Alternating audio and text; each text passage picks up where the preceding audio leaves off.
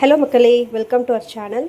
Chicken gravy பண்ணுறோம் இன்றைக்கி. So அதனால் 1/2 kg சிக்கன் வித் போனோடு எடுத்திருக்கோம். அப்புறம் கொஞ்சம் இஞ்சி பூண்டு விழுது, பச்சை மிளகாய் 3, தக்காளி 1 எடுத்திருக்கோம். அப்புறம் வெங்காயம் 2, கொஞ்சம் கருவேப்பிலை, 1/2 லெமனு, அதுக்கப்புறம் இது வந்து கரம் மசாலா, பட்டை, கொஞ்சம் ஏலக்காய், சீரகம், சோம்பு இதெல்லாம் எடுத்திருக்கோம்.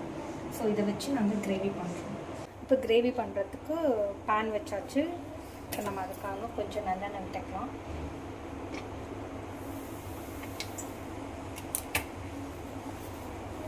ஆயில் வந்து பபிள் வந்துட்டாங்க.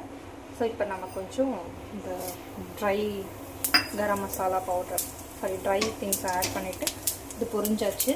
ஸோ இந்த ஸ்டேஜில் நம்ம வெட்டி வச்சு வெங்காயம், அதுக்கப்புறம் பச்சை மிளகாவும் இந்த சைடில் போட்டுக்கலாம். இதை நம்ம ஃப்ரை பண்ணலாம்.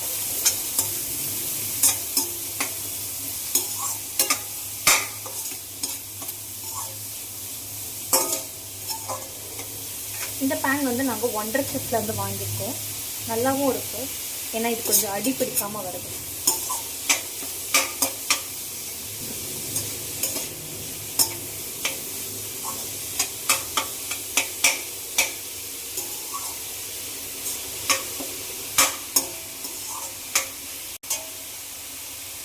கொஞ்சம் கோல்டன் ப்ரௌனாக கொஞ்சம் வதங்கணும். அது வரைக்கும் நம்ம வெயிட் பண்ணலாம்.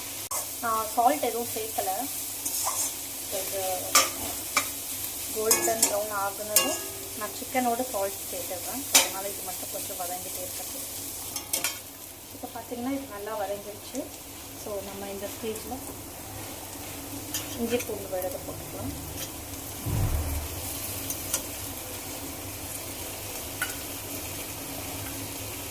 ஸோ இஞ்சி பூண்டு போட்டாச்சு. போட்டுட்டு ஒரு லைட்டாக வதக்கினா போதும். ஏன்னா நம்ம தக்காளியும் நல்லா வதக்க போகிறோம். ஸோ அதோட ஜாயிண்டாகி வதக்கும். ஸோ இப்போ நம்ம கொஞ்சம் தக்காளி,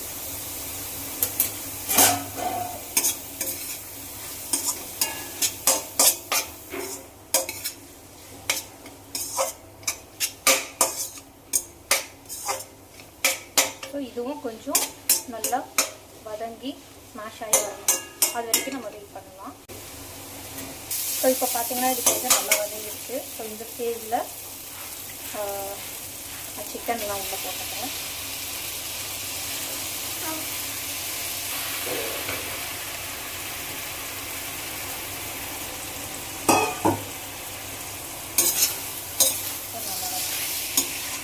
இது கொஞ்சம் வதங்கின பிறகு நம்ம எடுத்து வச்ச மசாலாலாம் ஆட் பண்ணிக்கலாம். ஸோ இதில் வந்து இது கொஞ்சம் வதங்கட்டும். இந்த டைமில் இதில் என்னென்ன மசாலாலாம் போட்டிருக்கேன்னா 2 டேபிள் ஸ்பூன் வீட்டில் அரைச்ச மிளகாத்தூள், அதுக்கப்புறம் 1 ஸ்பூன் தனியா, அப்புறம் 1/4 ஸ்பூன் வந்துட்டு வெறும் ரெட் சில்லி பவுடர் போட்டிருக்கேன், அப்புறம் 1 ஸ்பூன் கரம் மசாலா. ஸோ இதெல்லாம் நான் இதில் வச்சுருக்கேன். ஸோ இது கொஞ்சம் வதங்கினப்புறம் நான் இந்த மசாலா நல்லா போட்டுட்டு அதுவும் சிக்கனோட பிளெண்ட் ஆகுனா கொஞ்சம் நேரம் கழித்து நான் சால்ட் போட்டுப்பேன். ஸோ நான் இதில் மஞ்சள் ஆட் பண்ணல, ஏன்னா நான் வாஷ் பண்ணும் போதே மஞ்சள் போட்டதுனால நான் மஞ்சள் பொடி தனியாலாம் ஆட் பண்ணுவேன். இப்போ நான் வந்து தண்ணி எதுவும் ஊற்றவும் இல்லை, ஏன்னா சிக்கனில் கொஞ்சம் வதங்க தண்ணி வரும். ஸோ அந்த தண்ணி வந்து அதுவே அந்த வாட்டர்லேயே அது கொஞ்சம் பாயில் ஆகட்டும். அப்புறம் லாஸ்ட்டில் இந்த மசாலாலாம் போட்டு வதங்கின அப்புறம் ஒரு 1/2 டம்ளர் தண்ணி மட்டும் தெளித்து விட்டால் போதும். இப்போ இதோட மூடியை நம்ம ஓப்பன் பண்ணி பார்க்கறச்சே தெரியுது கொஞ்சம் தண்ணியெல்லாம் வந்திருக்கு பிரிஞ்சு. ஸோ இந்த ஸ்டேஜில் நான் ஆல்ரெடி சொன்ன மசாலா, அதுக்கப்புறம் நான் யூஸ்வலாக கல்லுப்பு தான் யூஸ் பண்ணுவேன். ஸோ அதனால் நான் இதில் இவ்வளோ கொஞ்சம் சிட்டிக்கை தான் போடுறேன். ஏன்னா நம்மளுக்கு சிக்கன் வந்து நார்மலாகவே கொஞ்சம் போட்டாலே உப்பு தூக்கலாக தெரியும். ஸோ அதனால் நான் கொஞ்சம் போடுறேன். அப்புறம் டேஸ்ட் பார்த்துட்டு நான் போடுறேன். இப்போ நான் கொஞ்சம் ஸ்பீட் வச்சு இதை நல்லா கலரி விட்டுக்கிறேன்.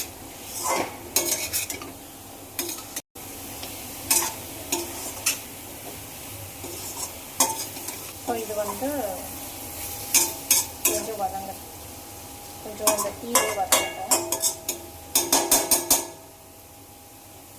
இப்போ நம்ம உப்புலாம் போட்டதுனால இன்னும் கொஞ்சம் தண்ணி அப்படியே பிரிஞ்சு வரும். ஸோ நம்ம கொஞ்சம் ஹோல்ட் பண்ணலாம். அதனால் நான் அதை க்ளோஸ் பண்ணிடுறேன். பார்த்திங்கன்னா கொஞ்சம் தண்ணிலாம் பிரிஞ்சு வருது. அப்படி கிரேவி இருக்குது, இன்னும் கொஞ்சம் வேகணும். அதனால் ஃபஸ்ட்டே சொன்ன மாதிரி தான் கொஞ்சம் தண்ணி மட்டும் நான் தெளித்து 1/2 டம்ளர் தான் நான் எடுத்தேன்.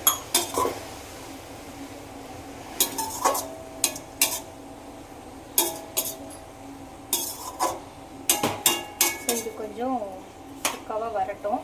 அது வந்ததும் நம்ம லாஸ்ட்டாக 2 டேபிள் ஸ்பூன் பெப்பரும் ஃபைனல் டச்சுக்கு இந்த கொத்தமல்லியும் கருவேப்பிலையும் போட்டுப்பேன். இப்போ நான் அகெயின் இதை ஒரு 10 மினிட்ஸ் பாயில் பண்ண விட்டுறேன். இப்போ பார்த்தீங்கன்னா சிக்கன் வந்து நல்லா வெந்து வந்துருச்சு. இப்போ வந்து பெப்பர் ஆட் பண்ணுறோம். நம்ம லாஸ்ட்டாக பெப்பர் ஆட் பண்ணிவிட்டு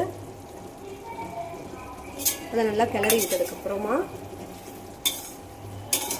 ஒரு 1 மினிட் அப்படி கிளறி விடுங்க.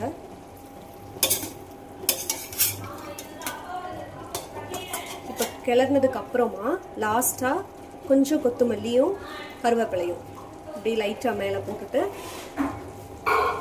அப்படியே விட்டோம்னா சிக்கன் கிரேவி ரெடி. வாங்க சாப்பிடலாம்.